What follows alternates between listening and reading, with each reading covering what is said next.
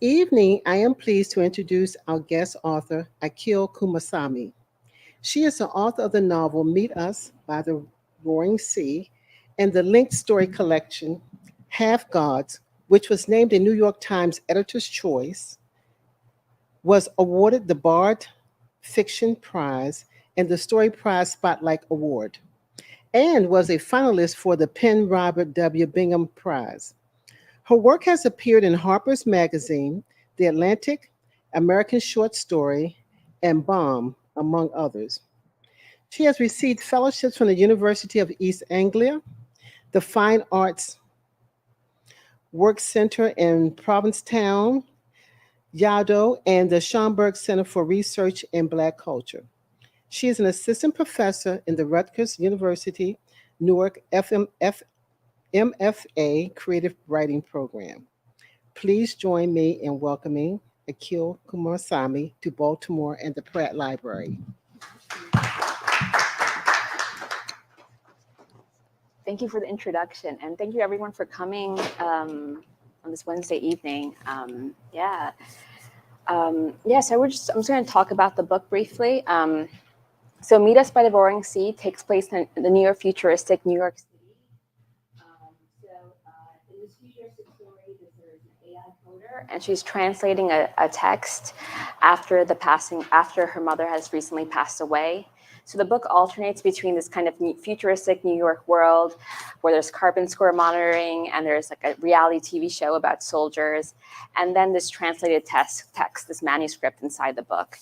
And inside the manuscript, there's a group of female medical students, and they're living through a drought and at the edge of a war. And that section's that's narrated in the first person plural. So it alternates between this kind of second person narration and the first person plural narration of the manuscript. So I'm just going to start reading a little bit from the beginning. So this is from the kind of the futuristic text. It takes place in the second person. And this AI coder, she just lost her mother.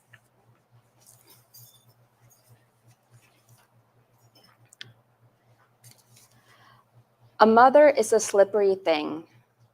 She brings you into the world and then departs. All your mother has left for you are these rough-cut memories that both sting and shimmer when held too closely. In one, she sits next to you and asks you to be grateful that she is dead. You clench your teeth, and she tells you to spit out your anger. It will lessen the pain, she says, embracing what hurts. You don't look into her eyes because they are entrances to all these unsaid feelings, regret, and longing, and you are afraid of how her face might crease into pity for her weak, sad daughter. Aya, do you know which came first, mother or egg? You live in your mother's, your grandmother's, your great-grandmother's house in Queens. It's a ghost house filled with your mother's archive. Old rotary phones from Atlanta line the living room wall. Stacks of magazines tower over the dining room table. Flowers wither in milk jugs. Your mother's mind is this collection of ephemera from the near past that you haven't touched since the funeral. She possessed a spatial muscle memory. Take 3 steps west of 1930 rain boots and then jump into the swamps of Florida. It was a shorthand of things, people, places, and years you had mapped out in your mind to navigate childhood. And now, without her, meaning has floated away, as if she possessed a gravitational force that held together everything, even you. Nothing has moved. The picture of Bud Powell and Thelonious Monk sitting in Mary Lou Williams' Harlem apartment rests in a cupboard in the hallway. The trumpet mouthpiece owned by Freddie Hubbard in a silver bowl on the end table. A letter written by John Coltrane to his wife underneath a recorder full of pennies. You were never certain of the authenticity of any of the objects. All you had was her word, worth no more than paper money, a belief you had built your life around. Your mother would play a record by Alice Coltrane, and you would lie on the carpet and move your arms and legs in the shape of an angel until you safely arrived in 1970. You would think of your grandmother, Claudette Williams, a backup singer for a short-lived group called The Awakening, meeting your grandfather, Luis Martinez, a quiet postman. According to your mother, Luis Martinez wore his father's red zoot suit at the wedding. Once your mother slipped and described his suit as mustard, and when you corrected her, she looked at you suspiciously, her nose tightening as if something was burning. You tried to make the suit mustard in your mind, but you couldn't. All you could see was a smudge of red, the color solid and unforgiving. Often you have a sensation of a phantom memory, something that was true but is no longer there. It throbs just above your collarbone. In college, you were a hopeless student. Somehow you managed to make it out with a degree in machine learning, with a specialization in natural language processing. Your intuitive understanding of syntax and algorithms made your mother believe that you would be a polyglot, fluent in an assortment of languages like Arabic, French, Khmer. But in your first year of school, you barely woke in time to catch the train for class, and you might have slept through the years if you hadn't lived at home with your mother, whose sudden enthusiasm for your formal education involved finger lifting you from bed and concocting a protein-rich breakfast, as if she were trying to make up for all those mornings and rituals that she missed over the years. For the foreign language requirement, you were late to enroll in an elective, and it ended up creating a slot machine program to choose among the 3 remaining courses. It didn't matter to you. Did you really need to learn to communicate with people in another language when you were training an algorithm to comprehend all permutations of sounds? On your 37th try, you hit the jackpot. Tamil, Tamil, Tamil. When you looked it up, you found out it was a classical language of antiquity. Altogether, you counted 247 letters. Some of them were shaped like fish. On the last day of registration, you signed up for the class and felt strangely like your mother, like you were reaching deep into a past that wasn't really your own. There were 5 students in your class, but you were the only one who continued over the years. You have no clear explanation for why you decided to stay, but your body followed a Newtonian impulse. An object in motion will stay in motion until you stumbled on the manuscript. Your auntie calls you at home and asks you why you're not at work. You tell her you took the day off, and she seems nervous about your response, picturing you at home doing nothing by yourself. Her daughter, your cousin Rosalind, lives with you now. She's 22 and you're 26, which gives you some authority but not much. Your mother's sudden death 2 months ago has cemented your aunt's need to be on guard. Just don't make me worry, okay, your aunt says. I'm earthbound, you say, and wait until she sighs and says she loves you, and so does your Uncle Roy, even though he's not talking anymore. You wait for her to hang up. Space traveling was your aunt's euphemism for what you were up to during your 2-week disappearance after your mother's passing. It was true in a way, because you were traveling through space, drifting, letting your body go. She doesn't like to hear about that time, which in her mind occurred long ago, light years away. Before you started working at ML Consulting, you taught at a government-sponsored learning center focused on increasing machine learning literacy. You had a cross-section of New York City students with various levels of attentiveness. Louise, in his 40s, grinding his teeth methodically as he checked the time. 18-year-old Patricia napping with one eye open because she was trying to make sure information sank into her subconscious. And Isha straight out of college, spending half the class in emergency calls. It paid poorly, but you still remember the speech you gave to incoming class. How many take showers, dry your hair, brush your teeth, buy food at the grocery? All this data is collected and stored. Your everyday life seems like you make carbon score. We all know what it's like to receive a fine for exceeding the limit. We are living in a more thoughtful and conscientious age. Don't you want to be part of that, helping the world become more functional? We are not individuals, but behavior patterns. What if using a certain temperature of water makes your skin cells shrivel up and age more quickly? Because of the inordinate amount of data being collected, we can make all kinds of correlations. Don't you want to be part of how that world is built? It was meant to be inspirational, but you always managed to mangled up the script from the handbook and punctuated it all with a sigh. Now at MLC, you train AI models and have a decent wage. You hardly need to interact with people. After your abrupt absence, your boss, Petrov, didn't question you, simply looked into your eyes very earnestly before assigning you double the work. He likes to remind the employees that MLC is an empathetic environment, not like one of those body shops where companies hire a bunch of foreigners and squeeze all the life and sweat out of them with the promise of a residency sponsorship. Instead, you work in only a partially exploitative system with health insurance benefits to ensure your body can continue working. You were a pro Mose coder. The dollar sign is your addition because the language oozes money. In a parallel universe, you work in a finance company or at a startup, leveraging your life. Your mother is still alive in that universe, but you never see her. You don't have her time. You don't have the time. So I'm going to stop in that section. So this is in like the futuristic New York City space kind of landscape, and it's told in the second person, which is sort of like a kind of strange point of view to choose. And I think I chose the second person for the outer narrative, partly because the second person is kind of between the first person and third person. It kind of has this distance, but also feels intimate, and I think it kind of allows you to be suspended in that feeling of grief. And allows you to inhabit that liminal space. It almost feels disembodied being in the second person. And much of this book is about this idea of like radical compassion. The manuscript that the AI coder is translating from Tamil is about a group of female medical students, and they're trying to think of a new way of survival. They're living through a drought, and there are all these refugees coming in to their town. And they're figuring out how to become more helpful for other people. How do you become more porous to other people's suffering?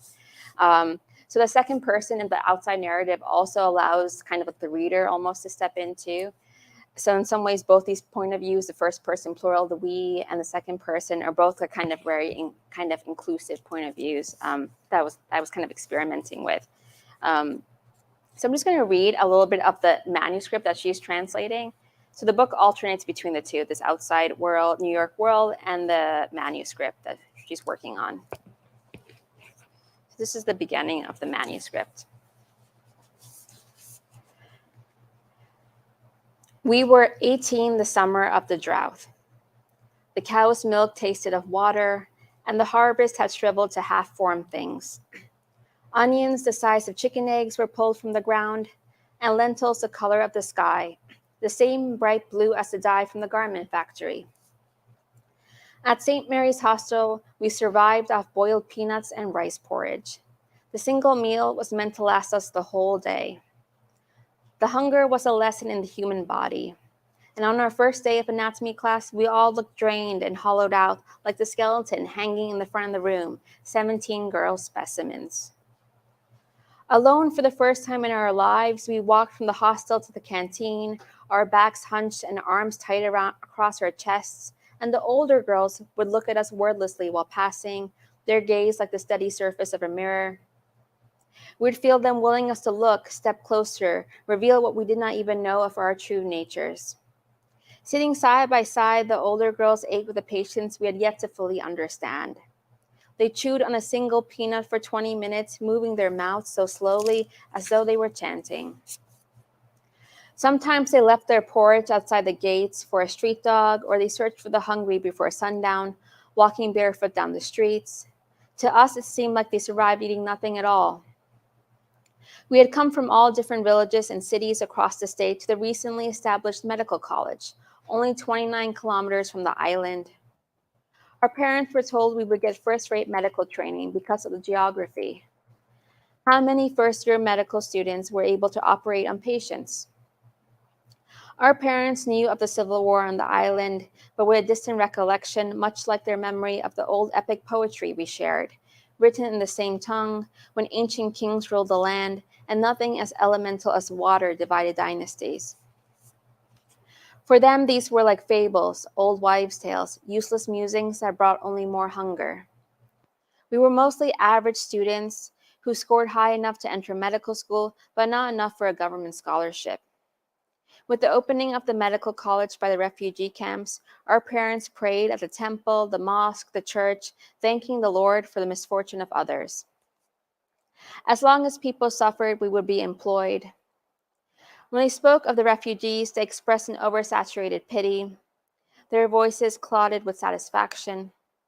And before they could turn away, we saw the faint outline of a smile crossing their lips, as if they found a dark-edged pleasure in the image of us holding knives and needles, poking and prodding with our young, inexperienced hands. The refugee camps dotted the shoreline, and at night when we heard the ocean, we could picture the kerosene lamps lighting square shanties, walls held together by the spit of longing. The third-year students told us that in their first year there was an epidemic of gangrene in the camps. And when they ran out of anesthesia, at least 4 girls needed to hold each patient as they stuffed cotton into the mouth, rubbed alcohol on the sickly limb, and prayed as they cut down through the skin, scraping into the bone. Some of us had never seen a dead body, but the older girls said we would be used to those soon enough. Out of every 10 patients in emergency care, 8 passed on, while 2 lived a little longer. Patients wanted one more day, a couple of weeks, some years, which is all a life really is anyway. One afternoon, we noticed a line scrawled in the margins of Sangeeta's biochemistry textbook. There's a way beyond mortality. It was a used book, but we couldn't find the name of any previous owner. Instead, we studied each chapter, searching for answers, and at night we dreamed of that secret hatch door in the body, the hidden route to salvation. The boys already believed themselves invincible. Instead of studying, they went deep diving for pearls, never returning empty-handed because luck was on their side. Even if they brought back only seashells or a bottle of toddy, perhaps fearlessness was the elixir to ward off death. Our girls' hostel was less than 500 meters from the college, but the boys' hostel was much closer, practically adjoined. The boys woke only a few minutes before class and arrived red-eyed, with their hair uncombed and in the same trousers they had worn for weeks, smelling again and again of yesterday. After class, they ate quickly in the canteen, joking with us, savoring some crude line to forget their hunger.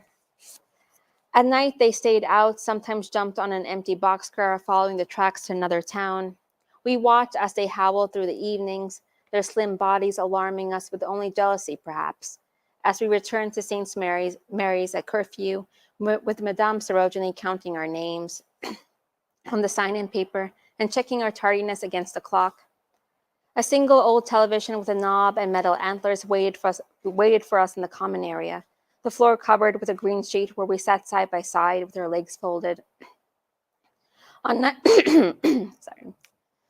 nights when the electrical current was out, we played games of rummy, passing the candle and holding the flame close to our faces, the hot wax dripping against our fingers as we glimpsed our cards and our features, all our doubts and worries, glowing in a brief flash visible to everyone before we slipped back into dark anonymity. During one of these nights, the older girls told us that we needed to wake early, before sunrise. When we rose the next morning, we bumped into one another, still dreaming as we stood in the courtyard in our nightgowns, while the senior student, Basima, looked us over. "You're going to need to separate yourself from your ego," she said. And looking at one another, tall, short, fat, the sun slowly blinding us to the world above us, we saw our shadows spread across the dirt in a single black mass. Radical compassion was what the older girls called it. We were practicing to become not only doctors but saviors, bodhisattvas who were drawn to suffering and embraced it. Above the doorway of the second floor hall was a quote by Khalil Gibran, painted in thick cursive. "Your pain is the breaking of the shell that encloses your understanding. It is the bitter potion which the physician within you heals your sick self. Therefore, trust the physician and drink his remedy in silence and tranquility." Madame Sarojini would walk under those words every day, never lifting her head. How much of the world went unnoticed by us? So I'm going to stop there from that section. So one of the questions I think the book kind of interrogates is just how do you care for others? in this digital age? How do we kind of open ourselves up to maybe people, places that kind of feel very distant from us? And I think, in many ways, like the world felt like very much was like on fire in different everywhere, like, watching on television, hearing the news. So how do you actually, what does that actually mean to like, to care for, like, or to really actively care for things, like, what does it mean to witness like horrors, witness violence, and what can someone actually do? In some ways, the book takes place in the near future New York City, in this New York City, and then the manuscript takes place in the 1990s. I never name exactly where it is per se. It's in kind of Rameshwaram, the kind of the tip of India and Sri Lanka. So it's taking place in two different kinds of geographies, two different time periods, but both of these kind of places become entangled and they kind of affect each other. So I was interested in how we could care across maybe time and space in that level. And then and this idea of radical compassion in the manuscript becomes a really infused in the main character's life, and thinking about how do you open yourself to other people. And I was writing this also during the pandemic is ongoing, but when when the pandemic first started, it kind of asked us to kind of think about how we are all really interconnected and how we affect each other. So in that way, I think the book even got infused more with these kind of themes and ideas. So I'm just going to read from the outer manuscript again, this small section. And this character, the AI coder, it's a section where she used to work in a suicide prevention center at college. So she's just recalling that job she used to have. Yeah, that's helpful. It's page 58.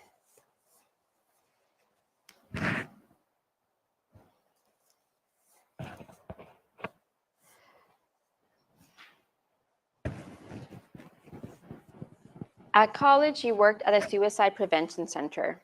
It looked pretty bleak, with linoleum floors and fluorescent light that jaundiced your skin. On your team, there was grumpy, dopey, bashful, sleepy, and happy. The names didn't fit. You were nicknamed Sleepy because you mostly did night shifts and slept in the day. Your face didn't show it, and you sustained yourself with frequent naps during the week. The building was old, from the early 2000s, a labyrinth of cubicles that let everyone squirrel away. The conversations were recorded, and the phones were outdated, so you didn't have the option to video call. Some people would request to see a friendly face before they died. Mostly the callers were lonely. One graduate student hadn't spoken to a single live human for over a month, and she was suspicious that you were an automated robot. Prove you're human, she said, and you recited poetry, told her about your day and coursework. That can all be programmed, she said. Show me that you're really human. It was your first week, and you wanted to transfer to someone else, but you needed this job and didn't want to seem inept. Probably because your nerves, you just started hiccuping and apologizing. I'm sorry, and when the line went silent, you murmured, please be alive still, dispensing an emotional entreaty, which went against protocol. But then from the pits of a whale's belly, she emerged. Thank you. You weren't too sure if all the expulsions and stammering of your body made you any more human. She hung up, and you hoped that was not the end for her. There were no follow-ups. Your old coworker, the fifth dwarf Happy, was fired after working at the center for 2 years.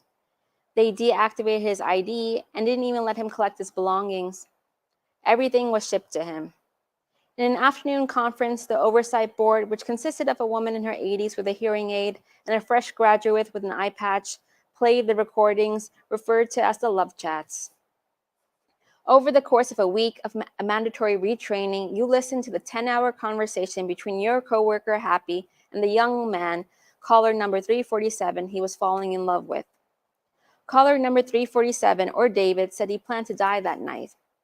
He had tidied his things and called his mother, but she didn't respond, so he thought he would call here before he ended it all. His words were careful and slow, like he was standing on the ledge of his voice.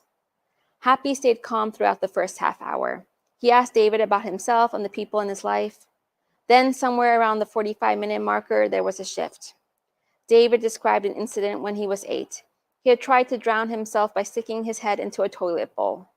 And in the middle of the story, Happy's voice cracked and he said, "Oh no, you poor thing." And he began laughing. And David said he was supposed to save him and not ridicule him. "Why do you keep thinking you're shit, sweetie?" Happy asked. And David returned the question, "Why do you keep listening to this shit?" Then they kept repeating shit to each other like it was the loveliest word. Happy was known for using endearments that might be deemed overly affectionate. It was his style, but even Happy knew he could stray only so far from protocol. Around 87 minutes in, he snapped out of it, remembered he was in his cubicle, and David was teetering over some black hole. "Can I call you tomorrow?" David asked, and Happy said, "Yes, please." That was how it started. He called at the same time, and Happy made sure he was at the phone. It went on like that for over a week until the oversight board stepped in. David's number kept coming up in the logbook. A frequent caller was always tagged. The pair of administrators paused the recording at certain sections to make sure everyone understood the breach in protocol. "Your voice was in my dreams last night. Were you trying to make it shut up? It helped me sleep. I bored you that much? Not in the least." Mr. iPatch stopped the recording and wrote on the board, "Flirting," and then crossed it out. "Think of how many people who weren't helped because of this," he said. "You need to be aware." It was like that for the rest of the retraining. As much as you wanted to block the administrators out, you wondered if they possessed a keener sense, beyond hearing or sight, that you couldn't access. Even Happy didn't seem to know he was in love when they dismissed him, and it almost felt unethical to dissect feelings that someone didn't realize they possessed. Maybe nothing would have come of those feelings. You always knew the conversations were recorded and no longer belonged to you, and maybe that was true for everything, all your actions, words, purchases. The day after Happy was fired, David called and asked to talk to Happy. When they said Happy no longer worked at the center, David asked for a personal phone number, which they refused to give him. He hung up, never called back. You wonder if, after all this, he felt like dying out of love.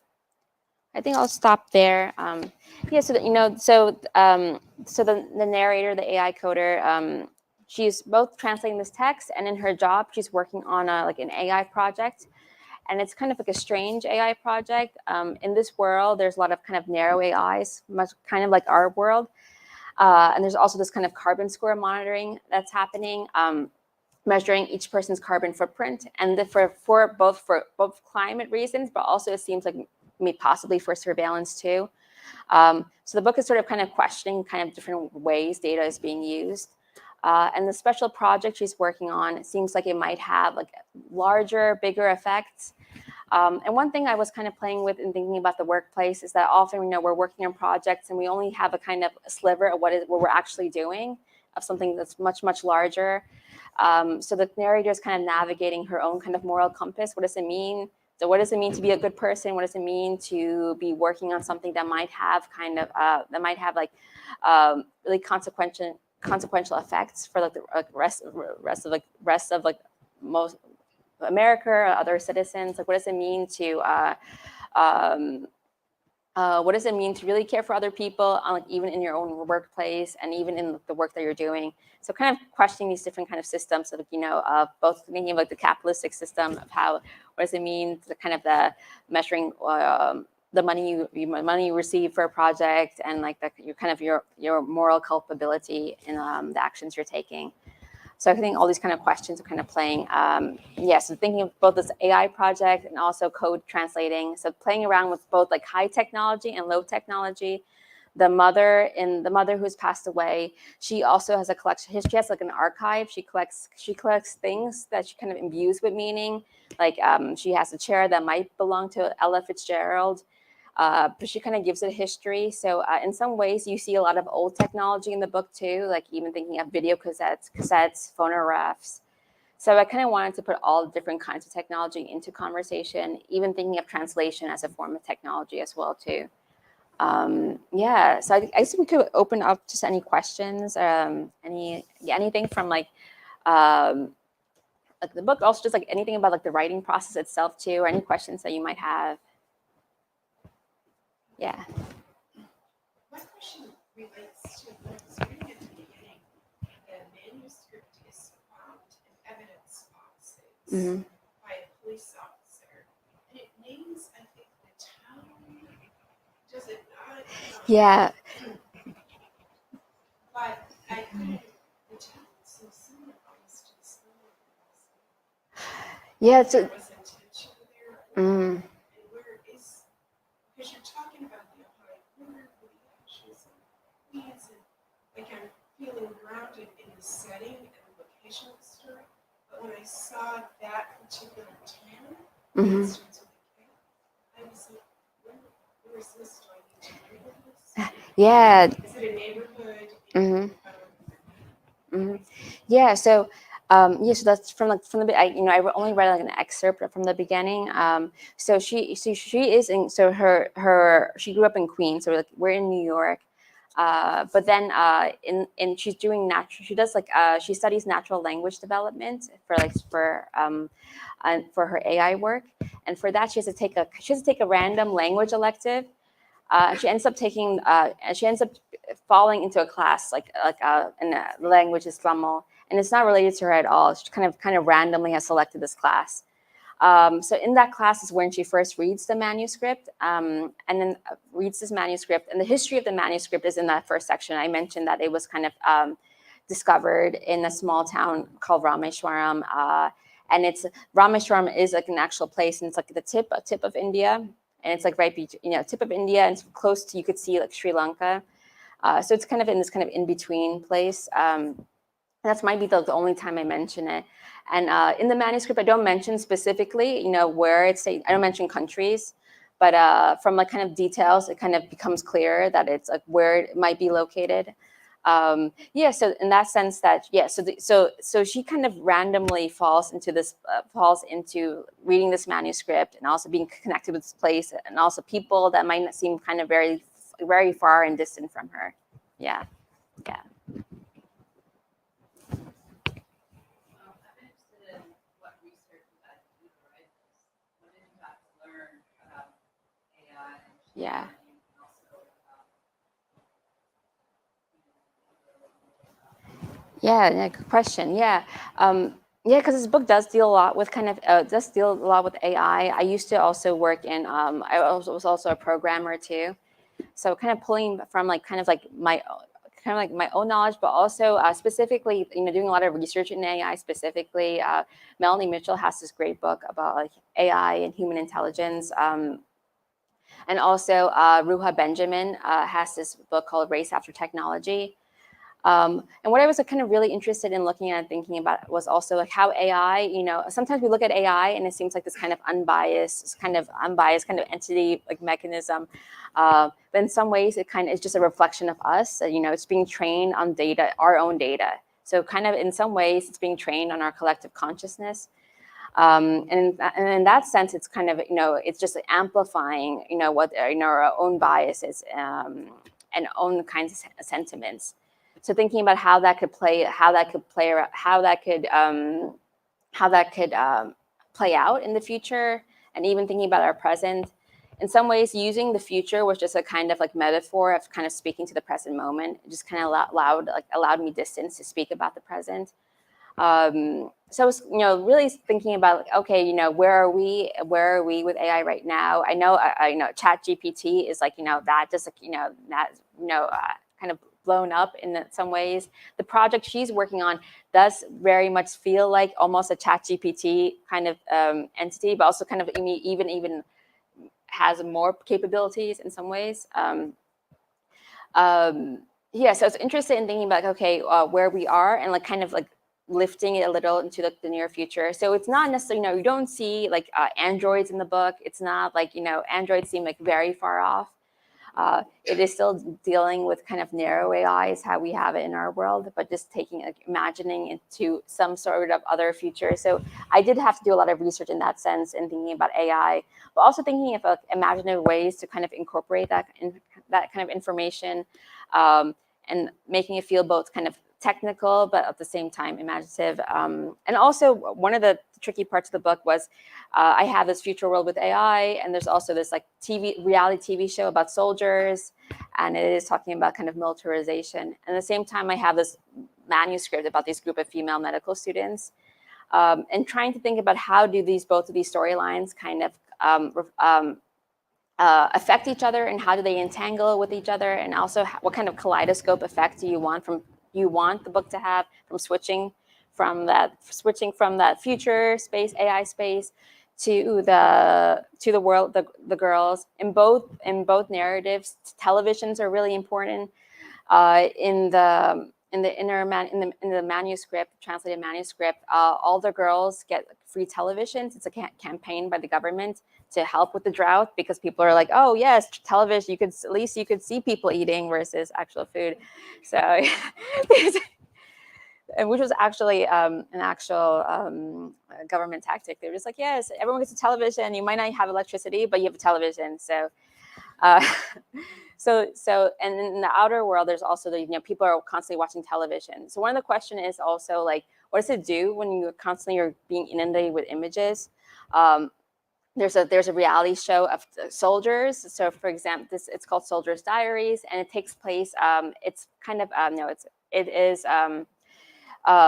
it's like 3 years after the fact. So they film it and they release it 3 years later. So and it's like of soldiers in a war zone.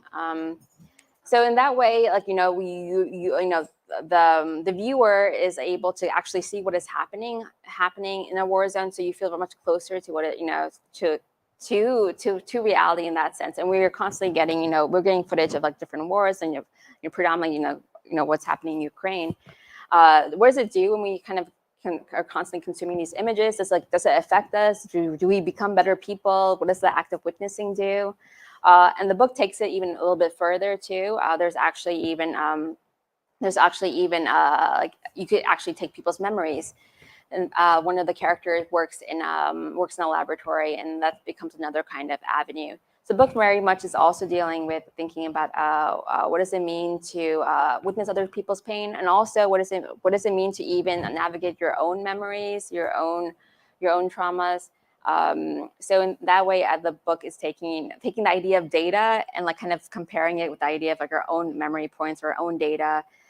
The mother has died, and she has left this kind of like this archive of things that probably doesn't really matter to anybody else. And like we all have our archive of things.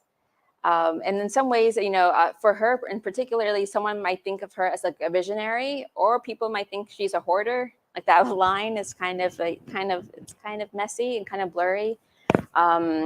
So just even making us reflect on our own, all the things that we have, all the kind of data points that we have, and what does it mean to, all these data points are being fed into machinery, and that's also what we are leaving behind for people in perhaps an ephemera.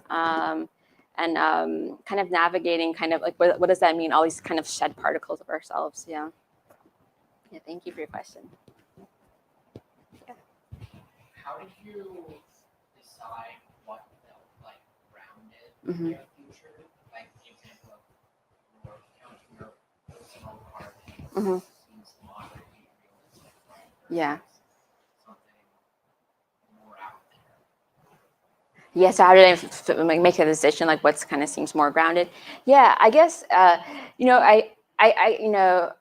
for carbon score monitoring, it felt like okay, it's possible for already we have so much surveillance happening. Our data is being surveilled. So how can I have something that feels a little bit messier? Like carbon score monitoring seems like it's beneficial for the climate. It's like helping. It seems like we're all being accountable to something.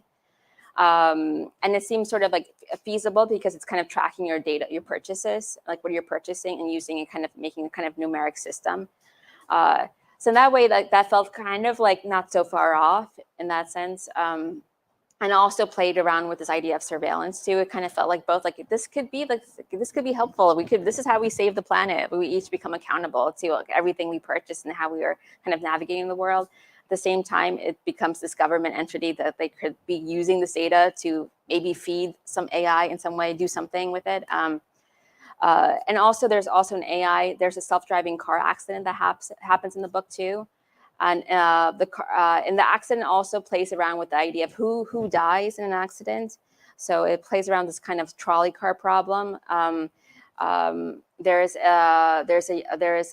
kind of an elderly Muslim couple that passed away, and then there's also this a young woman with her child, a toddler. So then, kind of thinking about how is the AI making these kinds of calculations, and how is it trading information? So kind of thinking about how AI is just kind of amplifying some of the biases we already have. So I think I was using those kinds of sentiments, like, okay, what is AI doing at this moment, and how can we don't have self-driving cars now, right? So I'm just taking it to like a little bit like a next level, but it seems like it seems very possible. And then we have also cars that are self-driving for a certain amount of time. So yeah, so just pulling things and just like stretching it a little bit, where like, in some ways, some people, told me the book all very much feels like the present moment too, even if it's using kind of language that feels futuristic. So I kind of just wanted it to feel almost like now kind of in this kind of hazy space. Yeah. Yeah, I was curious about the demarcation between speculative fiction and literary fiction, because I see it in the book a lot of, it feels very much like an Ursula Le Guin novel in regard to dealing with kind of social and political issues, but placing it in a different time. And then it also felt like Kazushi Goro's Fire in the Sun, where you're dealing with this idea, like beautiful phrases that are kind of embedded in like contemporary literary fiction, but definitely the speculative aspect to it. Margaret Atwood, or even just William Gibson, working with sci-fi and again. So it feels like it kind of exists within that spectrum. And I'm curious as to your influences and what you think about the demarcation between literary fiction, quote unquote, and genre. Yeah, that's a good question. And I think very much in conversation with those authors, and like Ursula Le Guin says, like science fiction is just a metaphor for the present. You're just using different kinds of metaphors to speak to the present moment.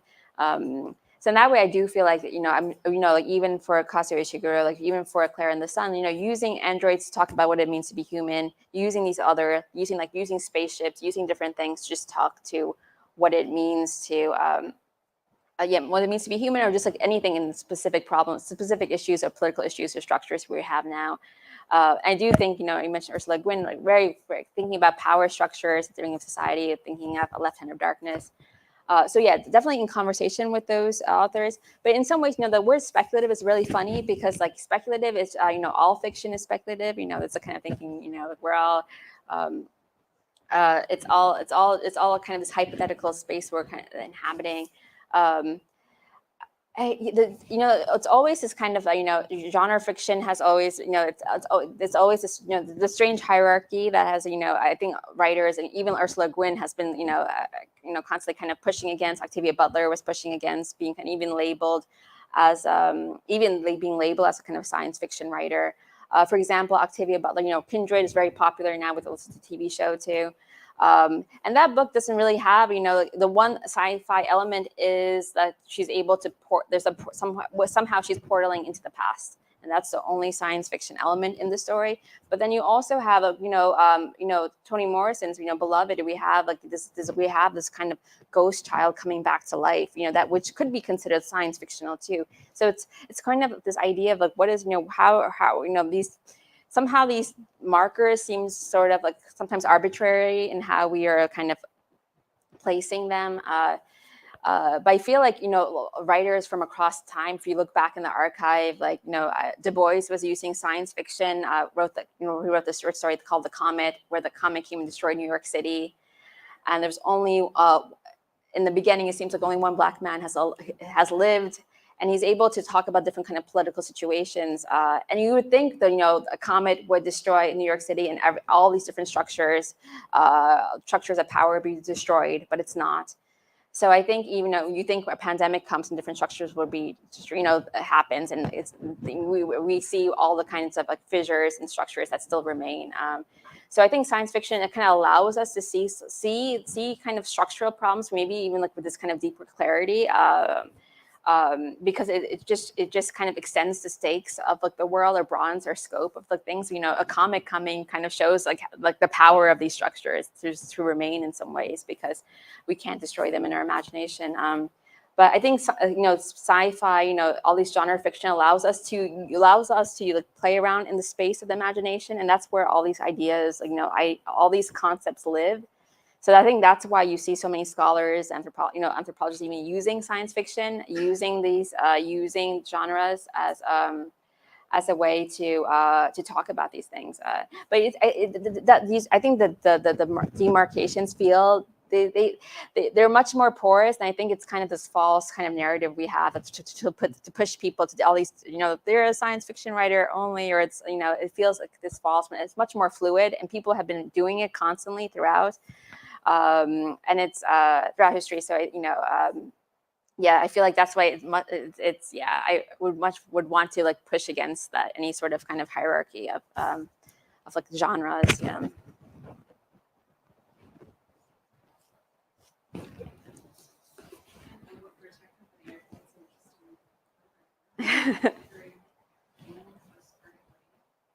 Yeah. It's a good question. Strangely, I think I even posed to students, or even my colleague had posed to her students, like, when was the happiest time you were writing? And they were like, writing fan fiction. So I think there's like a lot of, people start writing out of like a love for like other people's work and like writing into that space. I think probably I was like maybe even like reading other people's work like through fan fiction. So it was like kind of like that was a kind of entry point even. But also just reading, even reading maybe more fantastical stories, even like, thinking of Philip Pullman, Golden Compass, and even probably even C.S. Lewis and all of like and Roald Dahl and all those kinds of these stories that kind of push the kind of the imagination in some space, and kind of they felt kind of escapist. But I do think there's a place for also like fan fiction, the idea of people who like are writing out of some love for someone else's work. And you often see novels kind of inspired by other novels, and there's also something that feels very and there's also like with I think the idea of fan fiction, this kind of like place where you release it, and then there's all these readers who also like love like the world that you are creating, and I think that's the idea of an audience. So I think maybe that was probably like reading other people's work through that was probably also an entry point, and also reading a lot of comics too. I think comics are really interesting because they have like it makes you really aware of the interaction between the reader and the creator, because you have to move from one panel to another panel, and there's like a gap. There's like the gutter space between two panels, and like you have the reader, you have to imagine into that space, and like that's what's happening in reading when you're moving between scenes, you're moving between sentences. But it was just much more visually startling in a comic, and you just feel that kind of interaction happening, and that was also very kind of engaging. But yeah, at the same time, I was also coding since I was probably into high school, doing classes, and there's something that also, this book is very much about language. So both language and both coding, and also she's also decoding a manuscript and translating it. So very much interested in the language of coding too. In the book, there is also a man who comes to her office, and he's like a futurist, and he talks about what the future is going to be like. And that actually happened in my office. Someone came, he was a futurist, and he just like showed us like a PowerPoint presentation about the future. And you're like, like, whose future is this? And it's like this future for everyone. And he also said we were all going to be coding at one point. So I think I was interested in in language on that sense, but also in for programming. What was really what was really satisfying is like writing a program and having like running it and having it do what you wanted it to do, and that was a very satisfying feeling.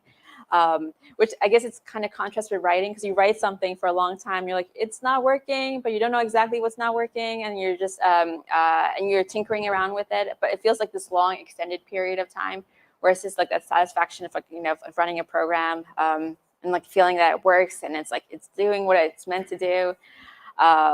And that way, the revision process kind of felt like that. Like, each time I went back, I'm like, it's not doing what I wanted it to do. And going back and being like, how can I make it run the way that I wanted it to? So I could see the kind of parallels in that, just even in the writing aspect of this book. Yeah.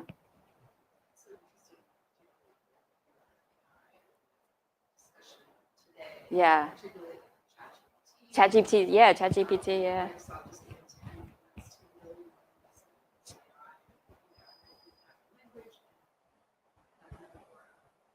writing. Raincoats, yeah, I know. Has everyone tried using ChatGPT?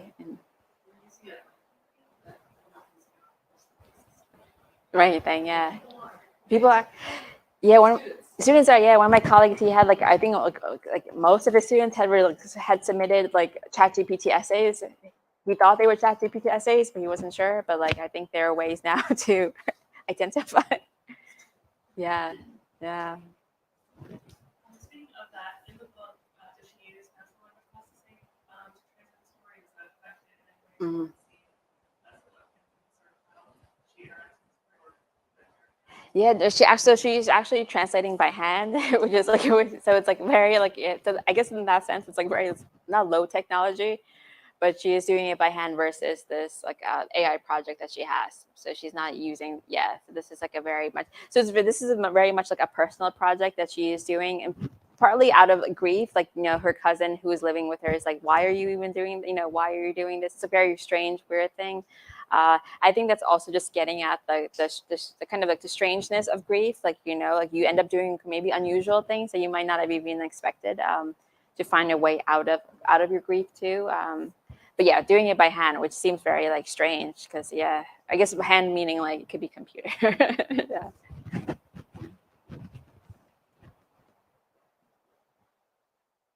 I was interested to know how you came to choose radical compassion as, out of all the things you could have chosen in history, Yeah. that you would come to that one to make the focus. Yeah. I haven't read the book, so that's Yeah. a nice surprise for me to see that it includes that and not radical uncompassion, which I seem to see Yeah. around me a lot. Yeah, no, which is very common. No, I'm glad you asked that question because I feel like compassion is something that so these female medical students, and they're trying to find they're trying to figure out like, a new way to exist to kind of help the people around them and also help themselves too. I think compassion is like a very tricky thing because like I think compassion sometimes is seen as sort of not seen as some sort of strength, as also not seen as something that's so difficult to do. It's like a very difficult act. And also compassion is interesting because it's kind of like it kind of feels like it could be the boundaries of it feel very like messy. For example, if someone fell into the subway tracks and then someone jumped to try to save them, and like they lived because they both lived. People were like, oh my gosh, you were so compassionate. You jumped in, you risked your life. But if he went and someone jumped on those tracks and then he died trying to save them, people were like, he was insane. Like, why did he try to do? Why did he do that? So I was really interested in that kind of border of compassion. Like, where is that kind of border of like really caring for somebody else, and like when does that also might become possibly even destructive? But where how do we push again? Like where is that kind of edge place, that kind of edge state of it? So the book, in the outer so she's translating this manuscript about radical compassion and using that word radical compassion. It might not be exactly how you would have translated it, but that's how she ends up translating it.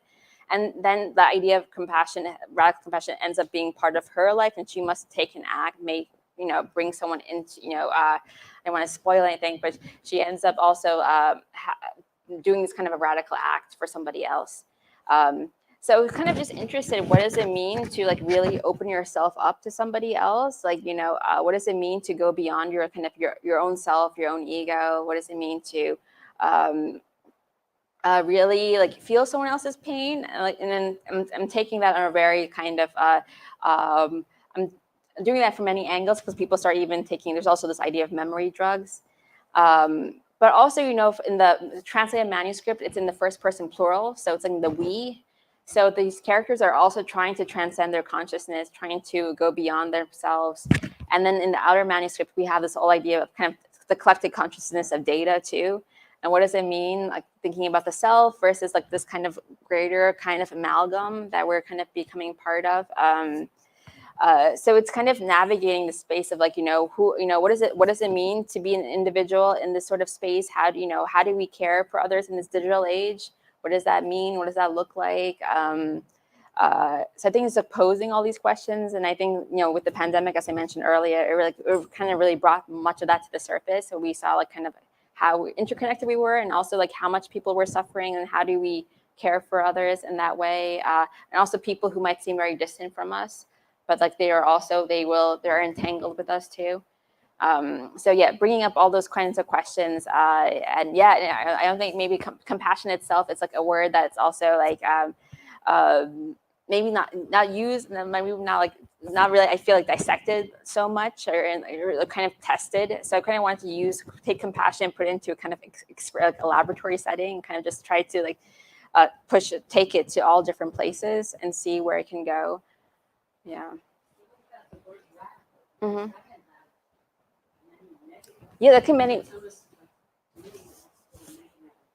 Yeah, and I think that's what it's trying to do. It's like it's taking compassion, radical compassion, and pushing it to some border where it could become possibly destructive. And the idea of radical compassion also, as the book shows, as it goes on, the we kind of falls apart too. Like what is like something radical is also something possibly unstable too. So it's like but it's like visionary too. So I was very interested. Sometimes there are when we look back on different movements, different things that have happened historically, just like the fact that the power of the imagination is revelatory, even if it does dissipate, even if it does self-destruct, even if it does end. So I was kind of curious to look about the kind of energy that goes into just imagining something and trying to be, even if it's for a short time. But as you said, radical might also feel like it's not something that's not going to hold together forever, something that's going to maybe diffuse, something's going to happen to it. So something that's unstable. Yeah. Thank you so much. Yeah. We have time for one more question. What's your thoughts on AI training on human art, like stories that we wrote, photographs that humans make? Yeah, you mean training on it? Yeah, I feel like at this point, like it is consuming. It's consuming different things, consuming art. And the book also talks about this too. There's AI generated songs, which is both it's taking things that we enjoy, and also it's and then it's creating a song that might also be that feels almost just like it could feel like crappy, but also like a pop song, and also it satisfies something about us. I feel like there's nothing wrong with anything with how the technology itself. It's just mainly just like how people in power will use technology. And I think that's the kind of the questions the book is kind of tackling with how will how do these structure the power, how will they use it, how will they use this data. Yeah Thank you. So thank you. Yeah, thank you thank you for having me. So she will be signing books in the front, so please not get your book signed. And thank you all for coming out, and please check out our accomplishments